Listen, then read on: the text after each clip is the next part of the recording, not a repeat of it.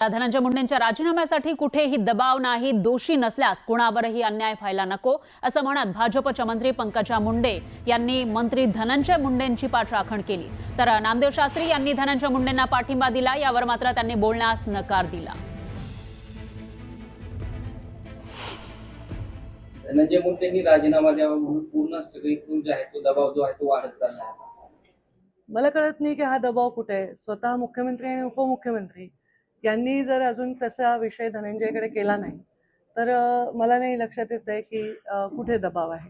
त्यांनी सांगितलेलं आहे स्वतः अजित दादा पवार यांनी की याच्यामध्ये आम्हाला कुठेही संबंध आढळला तर आम्ही योग्य ती कारवाई करू, संबंध नसेल तर अन्याय व्हायला नको, ही त्यांची भूमिका आहे। हा त्यांच्या पक्षाचा निर्णय आणि सर्वार्थाने मुख्यमंत्र्यांचा निर्णय आहे। तर त्यामुळे त्यांनी जो निर्णय घेतील,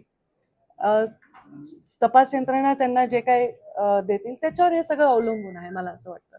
कारण आपल्याला कोणालाही त्याच्याबद्दलची गहन माहिती नाही।